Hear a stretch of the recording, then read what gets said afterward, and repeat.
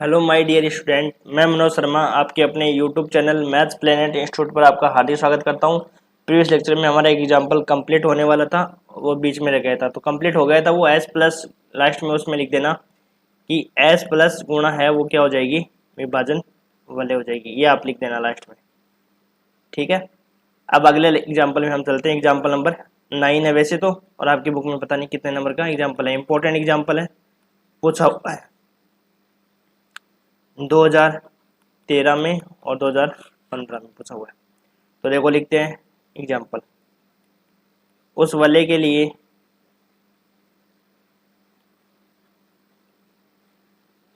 लिए जिसमें प्रत्येक a बिलोंग्स टू r के लिए a स्क्वायर बराबर a है, सही है, तो सिद्ध कीजिए कि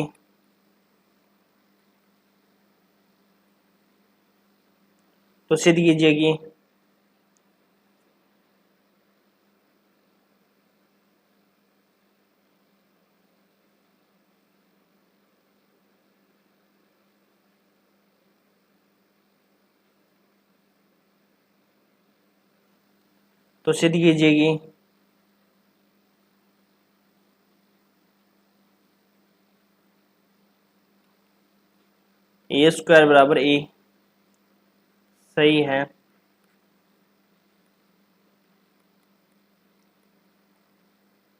तो सिद्ध कीजिए कि पहली कंडीशन क्या होती है, a प्लस a करने पर क्या आना चाहिए, 0 आना चाहिए for all a belongs to r के लिए। दूसरी कंडीशन क्या है, a प्लस b है वो 0 के बराबर आना चाहिए for all a equal to b, sorry all नहीं है यहाँ पे, for equal to a plus B यदि इक्वल टू 0 है, a plus B equal to 0 है तो आपको ये सिद्ध करके दिखाना है कि a और b दोनों क्या है, बराबर है। तीसरी कंडीशन आपको ये सिद्ध करके दिखाना है कि r है वो एक क्रम इनमें वलय है, r क्या है, एक क्रम इनमें वलय, ये आपको सिद्ध करना है, r क्या है, एक क्रम इनमें वलय है। तो देखो कैसे हम इसको प्रूफ करेंगे, इसका आंसर कैसे लिखेंगे। देखो इंपॉर्टेंट एग्जाम्पल है, एग्जाम के पॉइंट ऑफ व्यू से पूछा जा सकता है। तो देखो आपको ये सिद्ध करना है कि उस वलय के लिए जिसमें प्रत्येक a बिलोंग्स टू r के लिए a square equal to a है, सही है, तो सिद्ध कीजिए कि a plus A equal to 0 है for all a belongs to r के लिए। दूसरी कंडीशन a प्लस b है वो 0 के बराबर है, इम्प्लाइज दैट a बराबर b, और आपको फिर थर्ड कंडीशन r एक क्रम इनमें वलय, ये सिद्ध करना है। तो देखो सबसे पहले दिया गया प्रतिबंध, अपने पास जो दिया गया प्रतिबंध है उसका यूज करेंगे। दिया गया प्रतिबंध क्या है अपने पास,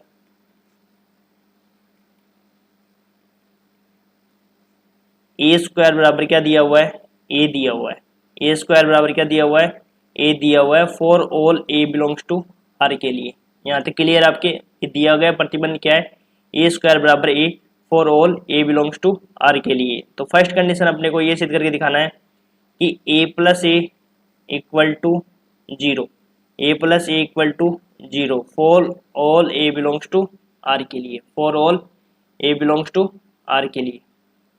तो देखो कैसे सिद्ध करेंगे हम इसको, माना एक अवयव मान लेंगे हम, क्या मान लेंगे, माना a बिलोंग्स टू r मान लेंगे, a बिलोंग्स टू r के लिए हम एक अवयव मान लेंगे, और अपने को जो दिया गया प्रतिबंध है तो इसको अपने को प्रूफ करना है, a plus A equal to अपने को 0 लाना है। तो अपने को पता है कि यदि a और a बिलोंग्स टू r है, यदि a कोई r का अवयव है, तो आपको पता है कि a प्लस ए क्या होगा, a के अवयव है, और ये भी तो r से बिलोंग करेगा समर्थता से। समर्थता गुणधर्म क्या कहता है कि जो दो अवयव है वो दोनों अवयव क्या ले रहे हैं, उसी समुच्चय से ले रहे हैं, तो दोनों का एडिशन भी तो उसी समुच्चय से तो आएगा। क्यों, क्योंकि जो आपके दे रखा है वो आपको वलय दे रखी है, वलय दे रखा है, इसका मतलब आर जो दे रखी है वो आपको क्या दे रखी है, रिंग दे रखी है, और रिंग दे रखी है तो सबसे पहले आपको पता है कि आर प्लस संक्रिया के लिए क्या होता है, वो अबेली ग्रुप होता है, और अबेली ग्रुप होने से समर्थता गुणधर्म उसमें सेटिस्फाई होता है। और समर्थता गुणधर्म ये तो कहता है कि उस समुच्चय से दो अवयव लेते हैं और उसका जो एडिशन है वो भी उसी समुच्चय से बिलोंग करता है। तो यहाँ से देखो ए अपन ने आर से बिलोंग किया है, तो ए किससे बिलोंग करेगा, ए प्लस ए किससे बिलोंग करेगा, आर से बिलोंग करेगा समर्थता से।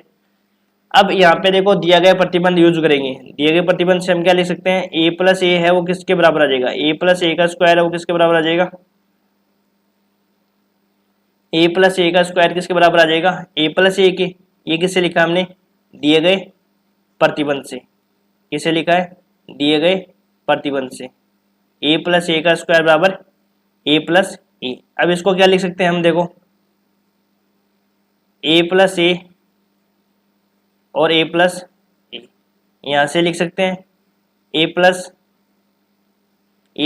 ए का स्क्वायर किसके बराबर आ गया, ए प्लस ए के बराबर, और यहाँ पे हो गया ए प्लस ए। यहाँ तक समझ में आ गया सबको, ए प्लस ए बंटनता से हमने यूज कर लिया, बंटनता से क्या कर दिया, अलग अलग कर दिए। यहाँ तक क्लियर है सबके। अब इसको बांट दो अलग अलग, तो ए को ए से बांटेंगे तो ए प्लस ए और ए प्लस ए और ए प्लस ए, और इक्वल में क्या आ गया, ए प्लस ए। यहाँ तक क्लियर है। अब यहाँ से देखो क्या मिल गया अपने पास,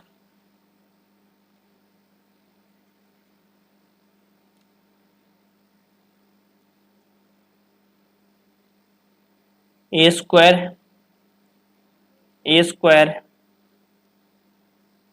प्लस ए स्क्वायर और plus a square equal to क्या हो गया, ए प्लस।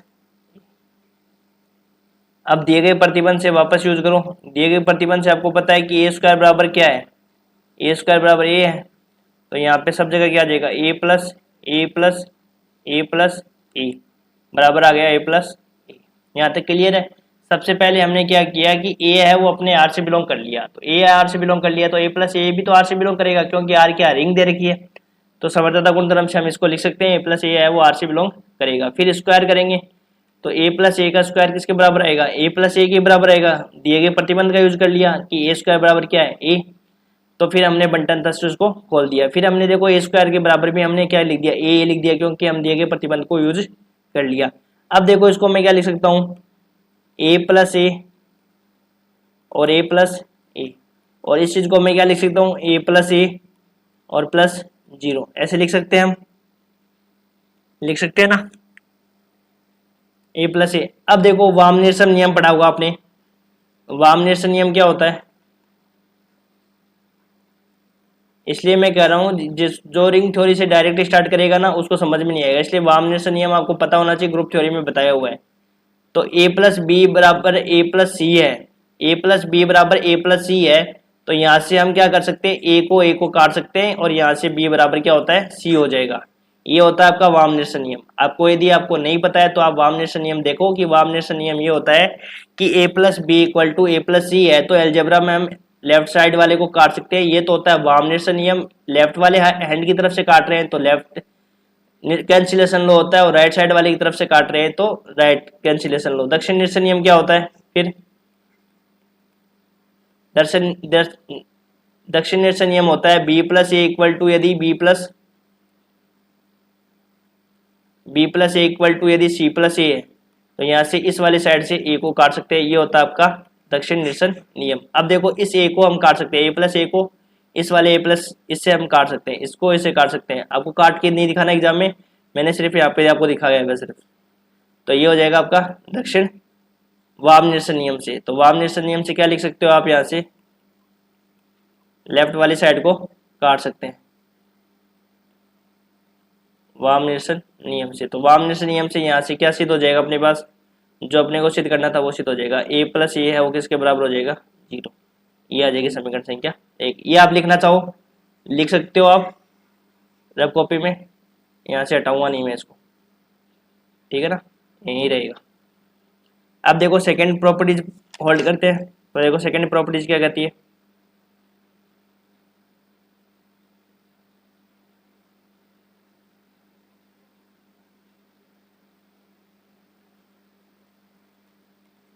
सेकंड प्रॉपर्टीज कहती है कि A plus B equal to यदि 0 है, ए प्लस बी इक्वल टू 0 है, तो आपको ये प्रूव करके दिखाना है कि ए और बी दोनों क्या है, बराबर है। ये आपको क्या करना है, सिद्ध करना है।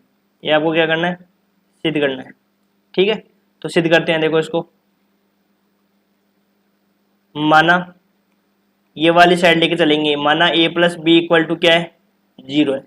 माना ए प्लस बी इक्वल टू 0 है, तो समीकरण 1 से हमने क्या प्रूव किया है, यही तो प्रूफ किया है कि a प्लस बी बराबर क्या है, जीरो है। तो जीरो को हम क्या लिख सकते हैं, a प्लस ए।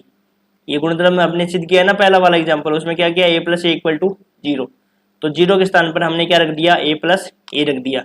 अब देखो लेफ्ट ये जो a है इसको हम काट सकते हैं, कौन से नियम से, वाम निरसन नियम से। तो वाम निरसन नियम से इसको काटेंगे तो क्या मिलेगा अपने को,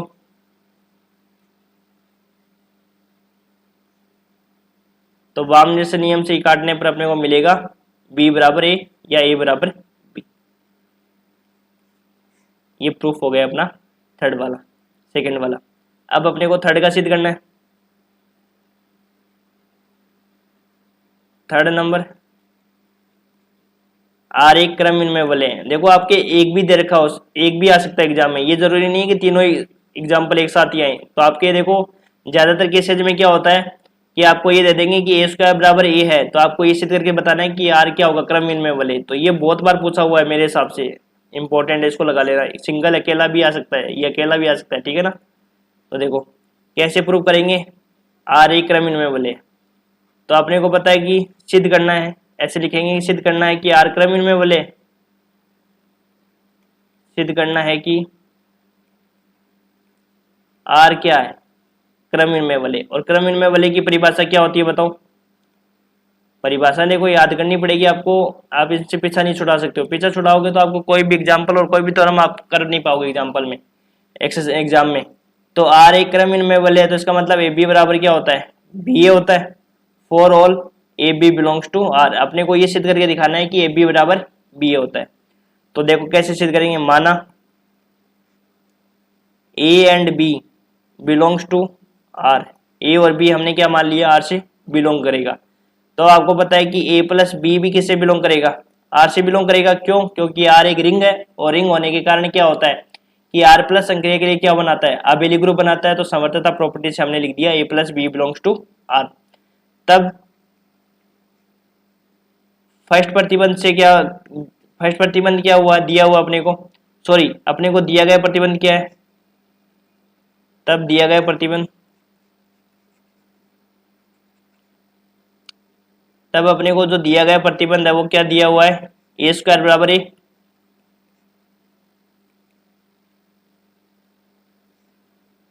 दिया गया प्रतिबंध क्या है, ए स्क्वायर बराबर ए। तो मतलब अपन ए प्लस बी का स्क्वायर करेंगे तो वो किसके बराबर होगा, ए प्लस बी के। इसको आपने समीकरण एक माना है क्या, तो वो एक ही बात, आप समीकरण एक माना है तो एक एक दे सकते हो यार, आप प्रतिबंध लिख सकते हो तो और भी अच्छा लगेगा एग्जामिनर को, क्योंकि समीकरण एक से मानोगे तो वही समीकरण एक देखेगा। इससे अच्छा तो आपने प्रतिबंध लिख दिया। तो ए प्लस बी का स्क्वायर है वो किसके बराबर हो जाएगा, ए प्लस बी के। यहाँ पे कंप्लीट है। अब अपन इसको क्या करेंगे, बंटनता से इसको खोल देंगे। तो कैसे खोलेंगे, A plus B equal to A plus B. यहाँ तक क्लियर है। अब खोलो इसको, A into B plus B into A plus B into B equal to A plus B. ये हमने कैसे खोल दिया, बंटनता से खोल दिया, बंटनता से खोल दिया। अब देखो इसके आगे,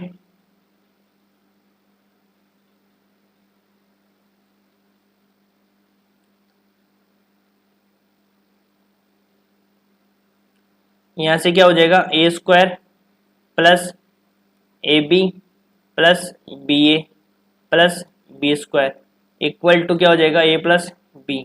अब अपने को दिया गया प्रतिबंध क्या दे रखा है, वापस उसको अप्लाई करेंगे। दिया गया प्रतिबंध क्या दे रखा है, ए स्क्वायर बराबर ए, तो बी स्क्वायर बराबर बी, ए स्क्वायर बराबर ए और बी स्क्वायर बराबर बी, इसका यूज करेंगे। तो देखो इसका यूज करेंगे तो क्या मिलेगा, ए स्क्वायर की जगह क्या लिख दोगे, A plus A B plus B A plus B equal to हो जाएगा ए प्लस बी। यहाँ तक कंप्लीट है। अब देखो इस बी को इस बी से हटा सकते हैं, कैसे, दक्षिण निरसन नियम से, अभी बताया ना आपको, दक्षिण निरसन नियम से।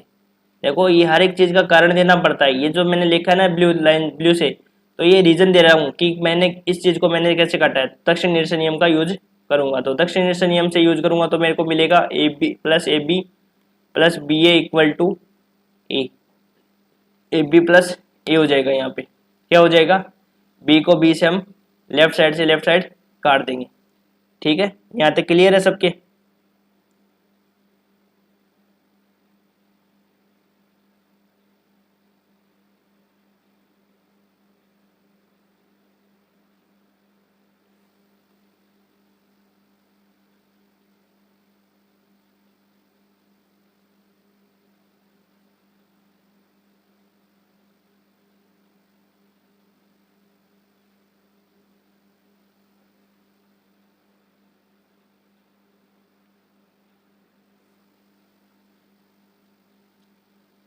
तो यहाँ से हो जाएगा अपने पास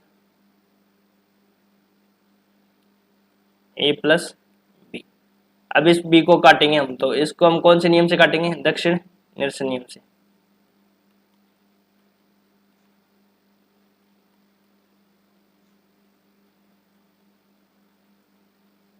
तो दक्षिण निरसन नियम से काटेंगे तो यहाँ पे मिलेगा अपने पास A plus A B plus B A equal to. अब इस ए को मैं काटना चाहता हूं, तो इसको कौन से नियम से काटूंगा, वाम निरसन नियम से।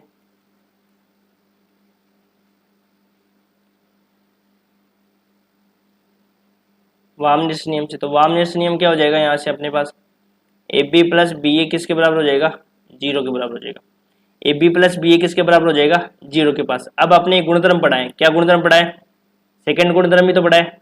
गुणधर्म सेकंड से ऐसे लिख सकते हो, या आप गुणधर्म सेकंड लिख सकते हो। गुणधर्म सेकंड क्या कहता है कि यदि ए प्लस बी है वो 0 के बराबर होता है, ए प्लस बी यदि 0 के बराबर होता है तो यहाँ से ए और बी दोनों क्या होते हैं, बराबर होते हैं, ये तो पढ़ा था। तो ए बी प्लस बी ए यदि 0 के बराबर है तो यहाँ से ए बी है वो किसके बराबर हो जाएगा, बी ए के बराबर हो जाएगा। ए बी यहाँ से क्या हो जाएगा, बी ए के बराबर हो जाएगा, और ए बी बी ए के बराबर हो जाएगा तो यहाँ से आर क्या हो जाएगी, क्रम विनिमय वाले हो जाएगी। ये अपने को प्रूफ करना था, ये प्रूफ हो गया। अब देखो अगले लेक्चर में हम क्या करने वाले हैं, थ्योरम स्टार्ट करने वाले हैं। अगले लेक्चर में हम क्या स्टार्ट करेंगे, थ्योरम स्टार्ट करेंगे। इसलिए आप एग्जाम्पल को वापस से वापस रिवाइज करो, और थ्योरम परिभाषाएं देखो, डेफिनेशन इंपॉर्टेंट है। डेफिनेशन आप यदि अच्छे से कर लोगे ना तो थ्योरम में कम जोर आएगा, और एग्जाम्पल में तो आपने देखे कि ये आपके एग्जाम्पल्स हैं किस प्रकार से प्रूव करने हैं। तो 4 से 5 एग्जाम्पल है जो एग्जाम के पॉइंट ऑफ व्यू से यही एग्जाम्पल आपके क्या होते हैं, बार बार में पूछे जाते हैं। ठीक है ना, थैंक यू।